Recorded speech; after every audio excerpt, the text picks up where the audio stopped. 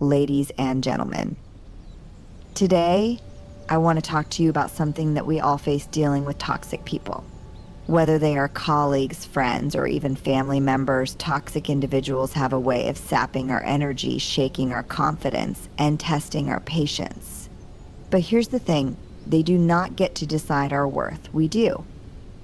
Recognizing your own worth is one of the most important steps in cultivating resilience in the face of toxic people. Too often we allow others to define how we feel about ourselves, seeking validation from external sources rather than drawing it from within. When we give someone else the power to define our value, we become vulnerable to their moods, opinions, and behavior. This creates an emotional roller coaster where our sense of worth is constantly fluctuating based on the actions of others. However, when we truly recognize our own worth, we break free from this cycle. The first part of recognizing your worth is understanding that your value is intrinsic. It doesn't depend on your achievements, the opinions of others, or how well you perform in any given situation. You are worthy simply by being. It's not about perfection or meeting some external standard. It's about knowing deep in your soul that you are valuable as you are. This can be a difficult realization to come to, especially if you've been conditioned to seek validation from others, or if you've been surrounded by people who constantly make you question your self-worth. But it's essential to challenge those beliefs, to remind yourself that you don't need to prove your worth to anyone. A big part of recognizing your worth is learning to trust your own inner voice. We often look outside ourselves for approval or guidance, but no one knows you better than you know yourself. Your instincts, your values, and your experiences are all valid, and they help shape the person you are. When you trust yourself, you stop seeking external validation and instead become your own source of confidence.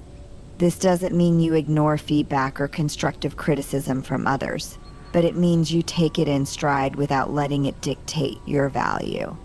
When you know your worth, criticism doesn't feel like a personal attack, it's simply information to help you grow. Another important aspect of recognizing your worth is understanding the importance of boundaries. When you know your value, you recognize that your time, energy, and emotional well-being are precious. Toxic people often thrive by overstepping boundaries, draining your energy and demanding more than they give in return. But when you recognize your worth, you set clear boundaries that protect your space, your emotions, and your mental health.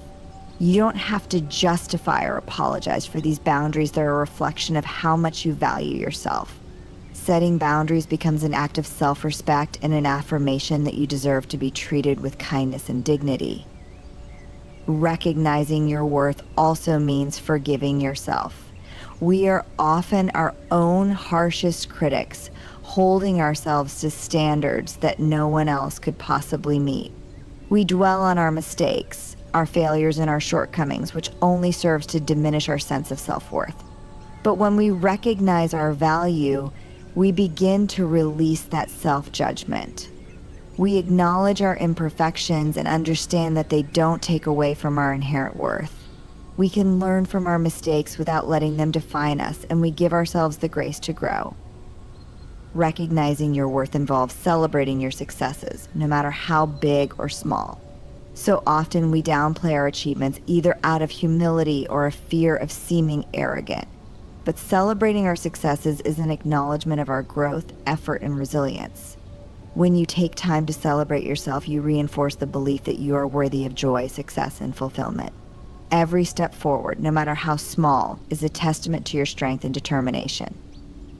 Recognizing your own worth is a process, a continual practice of learning to trust yourself, setting healthy boundaries, and embracing your imperfections. When you truly believe in your worth, no one can take it away from you.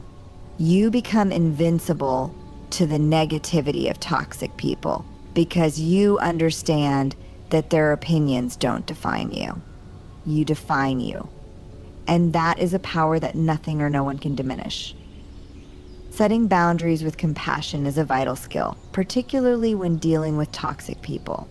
Boundaries are often misunderstood as being about exclusion or hostility, but in reality, they are an act of self-respect and self-care.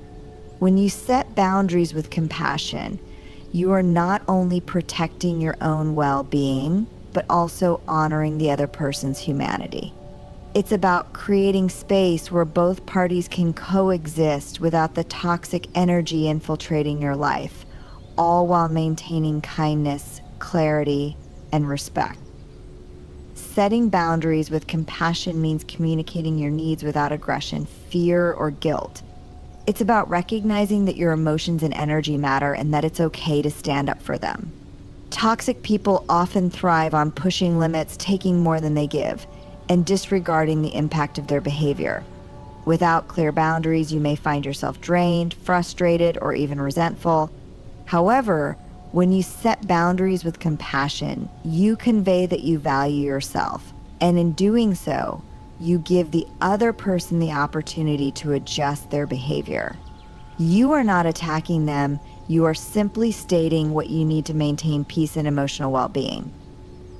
One of the first steps in setting compassionate boundaries is to get clear about what you need. This requires self-awareness, knowing what makes you feel respected, safe, and energized. Often we avoid setting boundaries because we fear being seen as difficult or unkind, or we simply don't want to confront the discomfort of having a difficult conversation. But when we fail to establish boundaries, we allow toxic behavior to continue unchecked, which only fuels negativity. By identifying what you need and communicating it with clarity, you take control of the situation without allowing the other person's behavior to dictate your emotional state. Compassionate boundaries also involve maintaining your own sense of empathy and understanding. While it's important to be firm in communicating your needs, it's equally important to remember that toxic behavior often stems from a place of hurt, insecurity, or fear. By setting boundaries with compassion, you are not condemning the other person or labeling them as bad. Instead, you are choosing to protect your own energy while still acknowledging their humanity.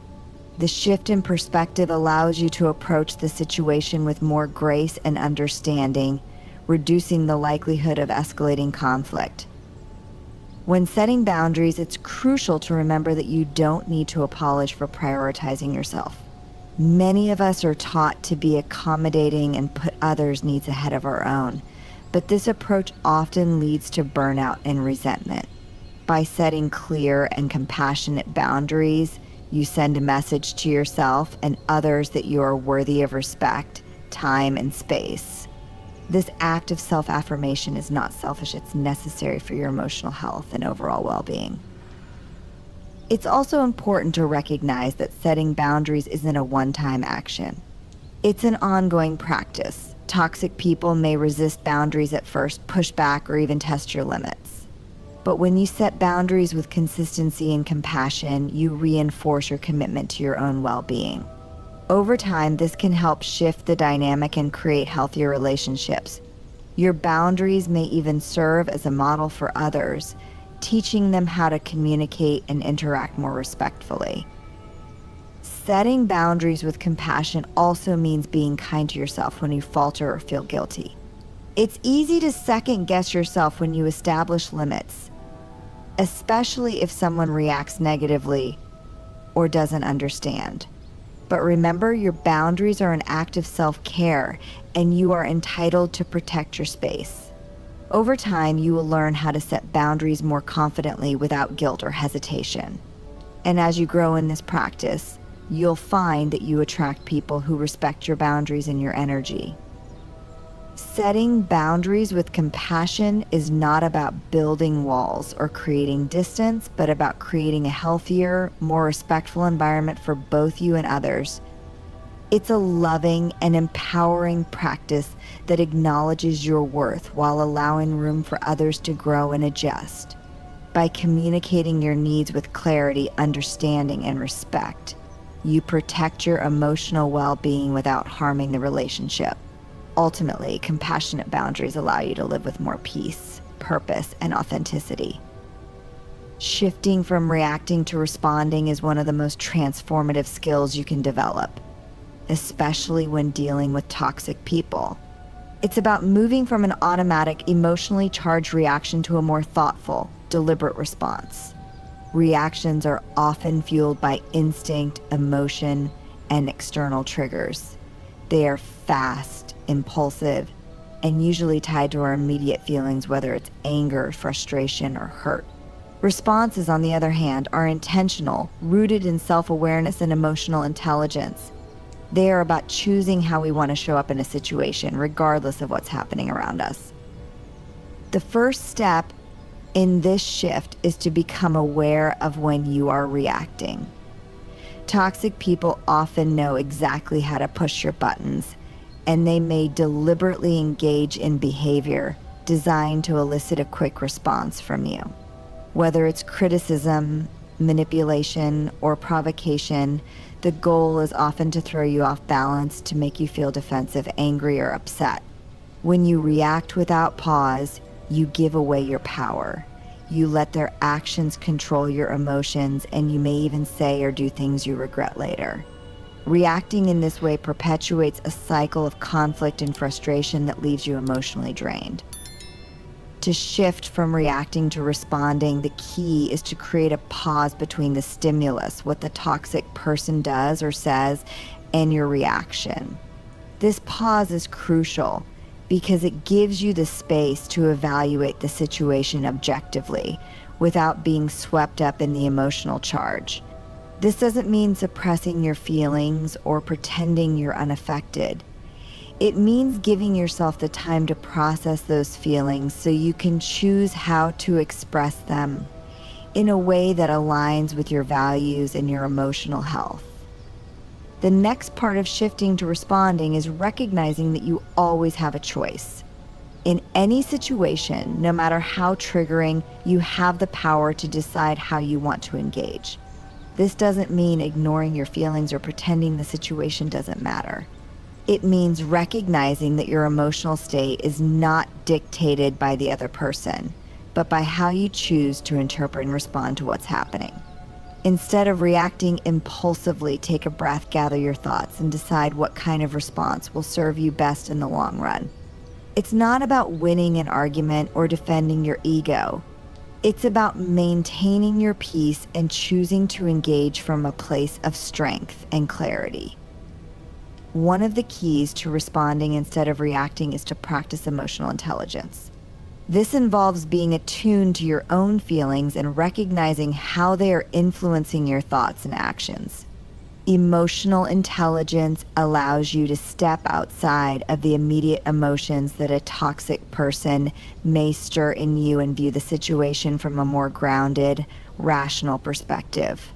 When you understand your emotional triggers, you can begin to control them rather than letting them control you. Emotional intelligence also helps you understand the other person's behavior, not necessarily to justify or excuse it, but to recognize that their actions may stem from their own struggles, fears, or insecurities. This understanding can give you the clarity you need to respond with compassion rather than anger or frustration. Another aspect of shifting from reacting to responding is learning to set emotional boundaries. Toxic people can easily invade your emotional space, pushing you to feel something you don't want to feel, whether it's guilt, fear, or resentment. When you respond rather than react, you protect your emotional well-being. You recognize that their negativity is not a reflection of you, it's a reflection of them. You can choose not to absorb their toxic energy and instead respond in a way that aligns with your values and sense of self. Responding thoughtfully can de-escalate a situation and even create an opening for healthier communication. When you react with emotion, it often fuels the fire of conflict. But when you respond from a place of calm and clarity, you invite a more constructive interaction. You show the other person that their behavior does not control you, and you set an example of how to handle conflict with dignity and respect. Shifting from reacting to responding is about reclaiming your emotional agency. It's about taking ownership of how you feel and how you choose to respond to others, rather than letting outside circumstances dictate your emotional state. It's a practice that requires patience, self-awareness, and self-discipline, but with time it becomes second nature.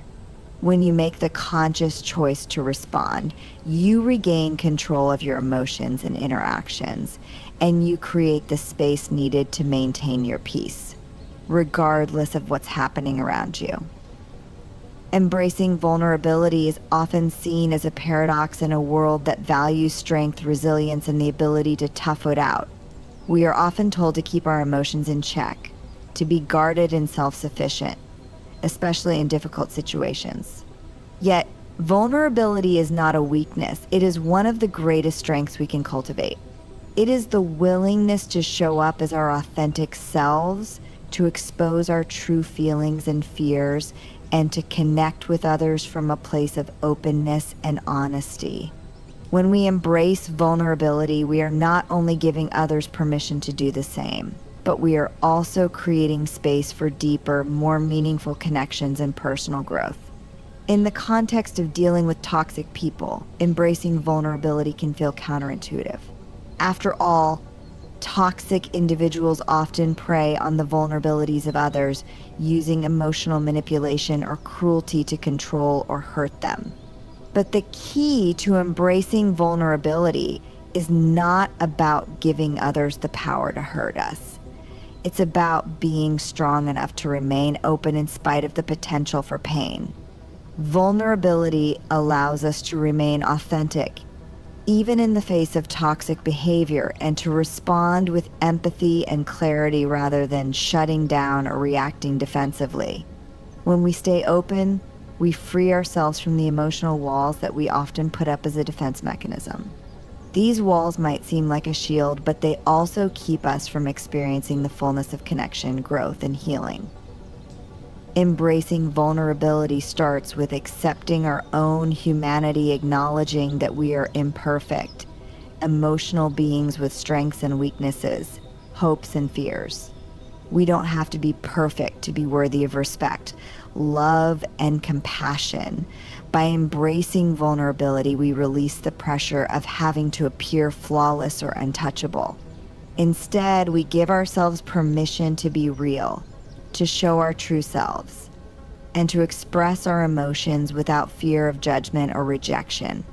When we let go of the need to protect ourselves from vulnerability, we open the door to deeper self-acceptance and self-compassion. In relationships with toxic people, embracing vulnerability doesn't mean allowing yourself to be mistreated or taken advantage of. It means being authentic and honest, even when it feels difficult. You can express your feelings, set boundaries, and communicate your needs with kindness and clarity. Toxic individuals often rely on manipulation, deceit, or emotional games to maintain control. But by being vulnerable, you strip away the power these tactics hold over you. Vulnerability can disarm toxic behavior because it removes the armor of defensiveness and exposes the truth of who you are. When you speak from a place of honesty, you assert your dignity and self-worth without aggression or hostility. Vulnerability fosters empathy and understanding. When we embrace our own vulnerabilities, we are better able to understand the vulnerabilities of others. This does not mean tolerating or excusing toxic behavior, but it does mean approaching others with compassion, recognizing that their actions may come from a place of fear, insecurity, or past trauma. By staying open, we create space for healing not only for ourselves, but also for those we interact with.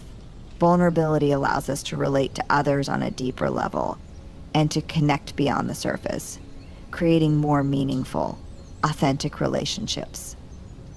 However, embracing vulnerability doesn't mean exposing ourselves indiscriminately or without discernment. It's important to recognize the difference between healthy vulnerability and unhealthy vulnerability.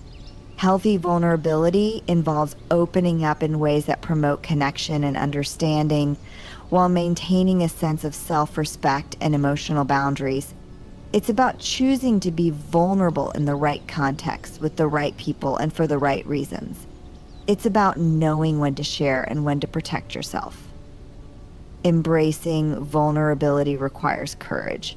It's not easy to be open and honest, especially when we fear rejection or judgment. But vulnerability is not about weakness, it's about strength. It is the courage to show up as we are, to be seen in our entirety flaws, fears, dreams, and all. And in doing so, we create the possibility for deeper connection, personal growth, and healing. When we embrace vulnerability, we reclaim our power in a way that is authentic and transformative. It's not about making ourselves small or allowing others to trample on us. It's about standing in our truth, embracing our emotions, and cultivating the resilience to navigate the challenges of life without losing our authenticity. Practicing self-care and emotional hygiene is essential for maintaining our mental, emotional, and physical well-being, especially when navigating relationships with toxic people. In a world that demands so much of us, whether it's at work, in our personal lives, or through the constant influx of information and stress, it can be easy to neglect our own needs. Yet taking time to nurture ourselves is not only a form of self-respect, but also a necessity for emotional survival. Self-care and emotional hygiene are proactive practices that allow us to protect our energy, reset our boundaries, and prevent emotional burnout. Self-care goes beyond just occasional relaxation or pampering. It is about creating habits and routines that prioritize your overall well-being. This can include regular exercise, proper nutrition, sleep, and engaging in activities that bring you joy and fulfillment. However, self-care also involves ensuring that you have the time and space to check in with yourself regularly. How are you feeling emotionally, mentally, physically?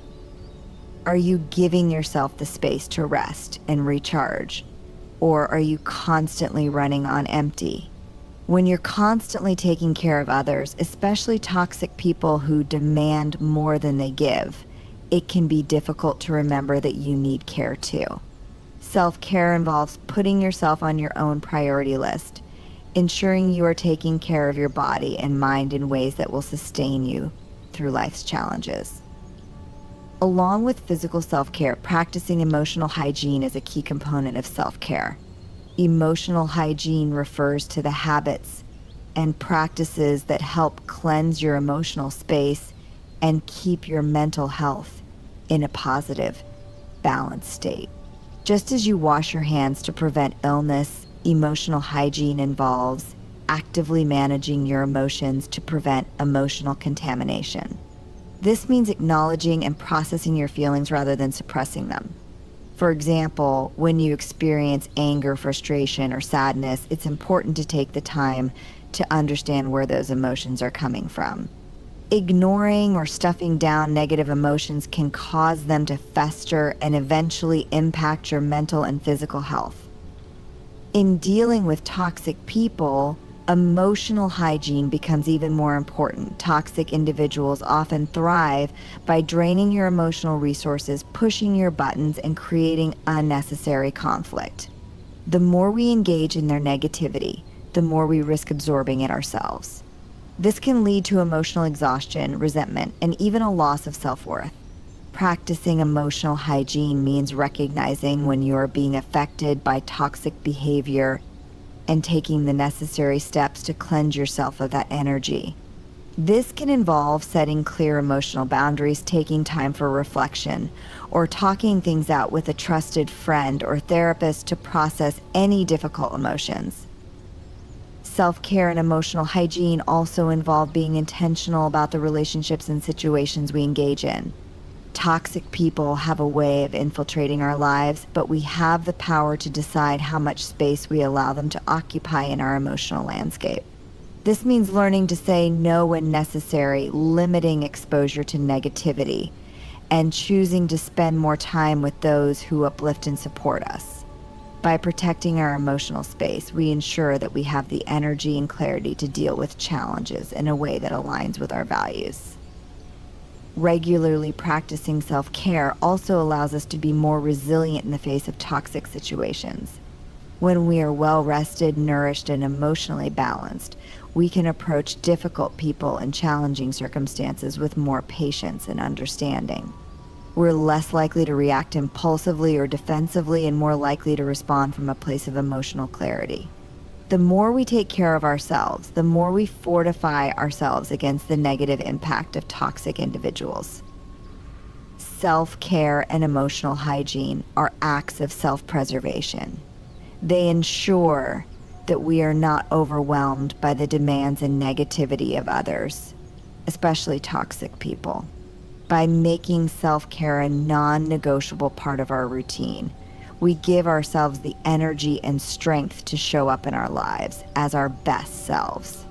Emotional hygiene helps us process our feelings, set healthy boundaries, and stay grounded in our own truth, no matter what's going on around us.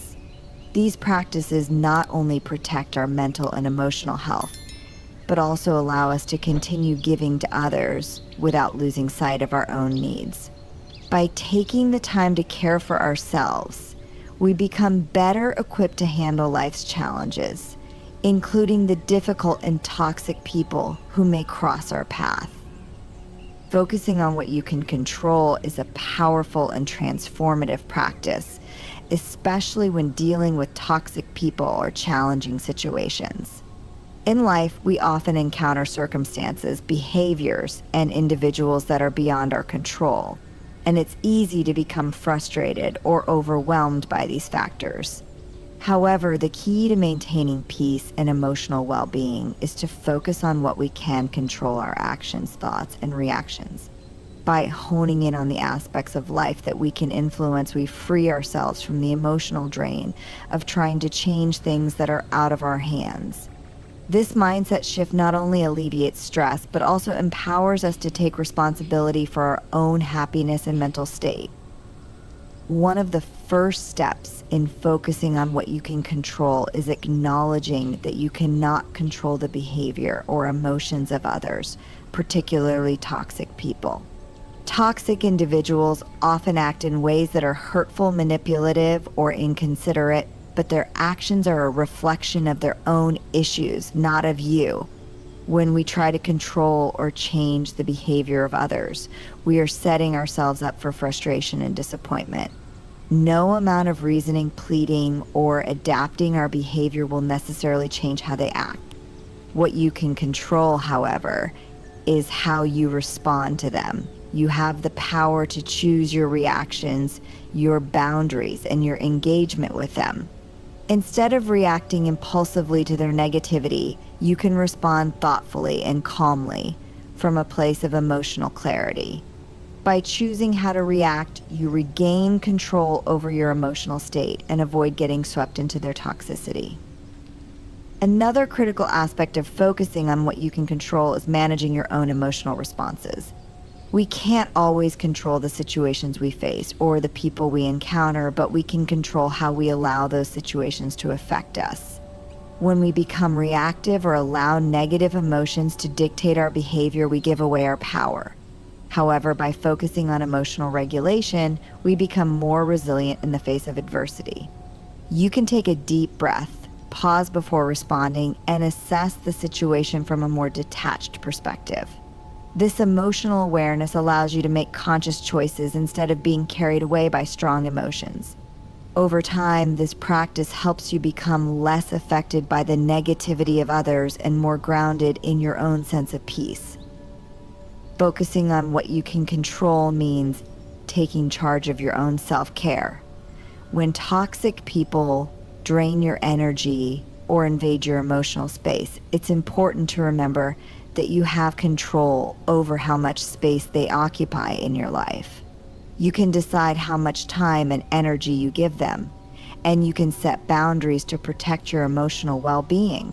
Practicing self-care, whether through relaxation, hobbies, exercise, or connecting with supportive people, is an empowering way to focus on what you can control.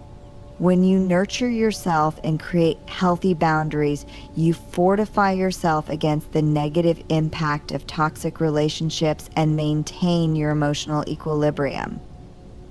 Another aspect of focusing on what you can control is shifting your mindset and perception. While we can't always control what happens to us, we can control how we interpret those events.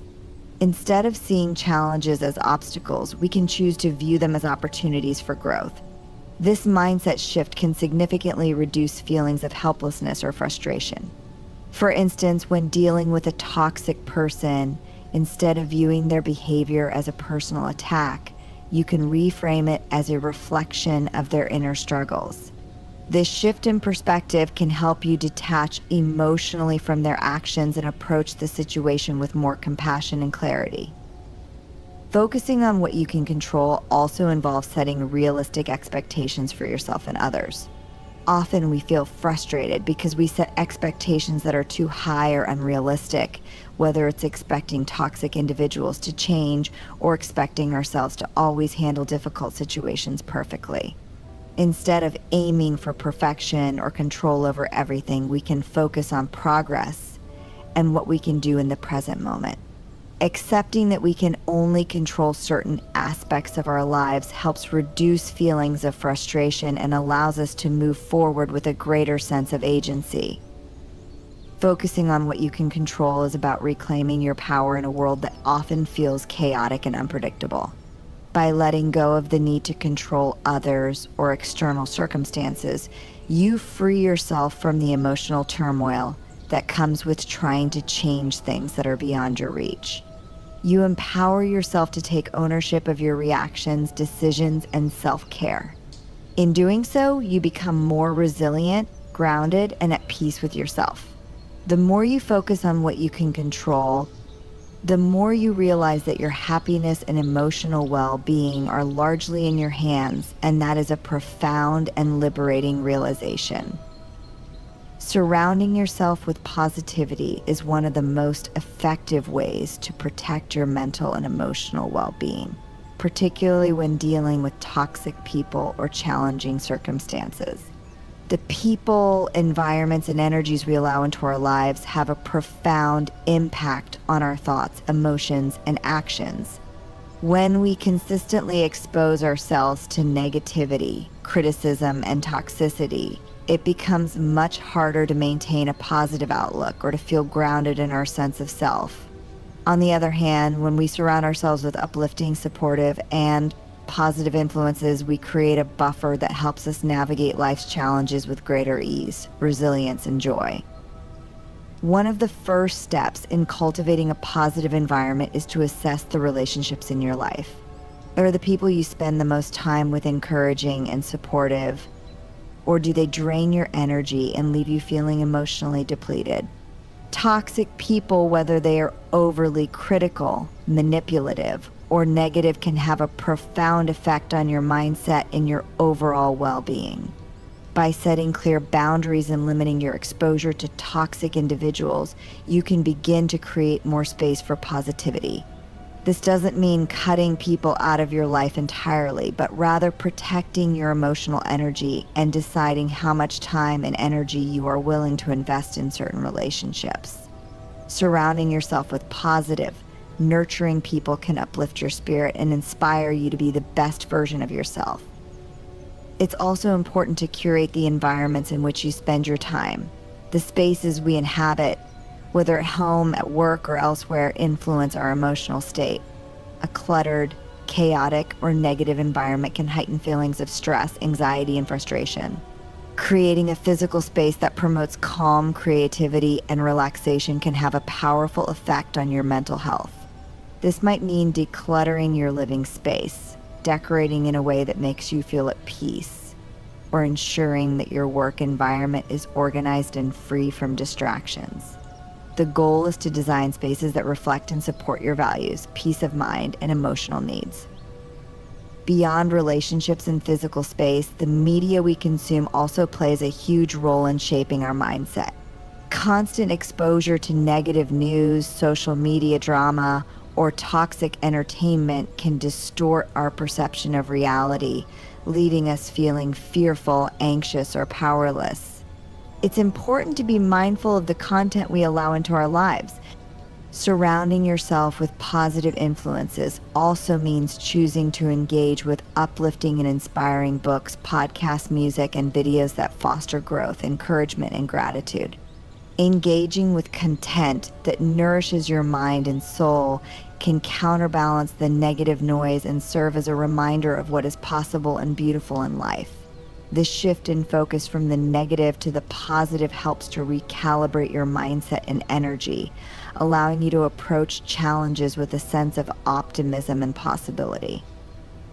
Another powerful way to surround yourself with positivity is to engage in activities that boost your mood and nourish your spirit.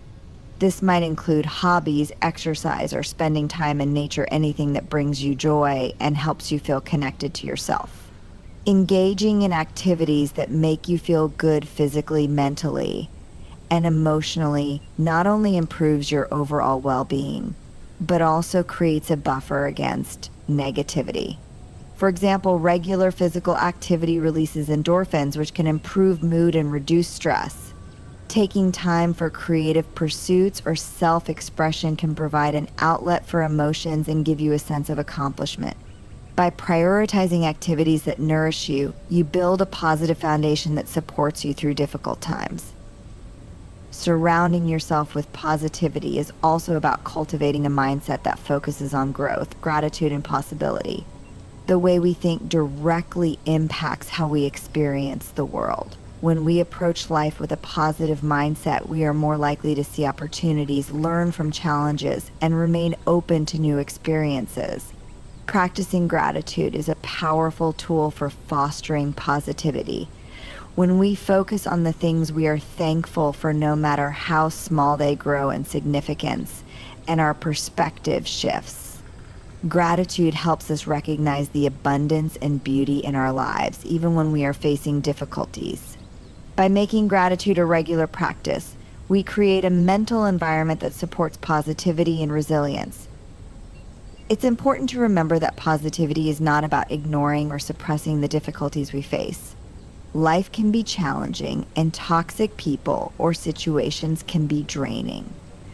Surrounding yourself with positivity is not about pretending everything is perfect, but rather about choosing to focus on what is good, supportive, and nurturing in your life. It's about recognizing that while we can't always control the negative forces around us, we can choose to cultivate a positive, empowering environment within and around us. By intentionally surrounding ourselves with positive influences, we build a protective shield that helps us navigate life's ups and downs with grace, strength, and hope. Surrounding yourself with positivity is a conscious decision.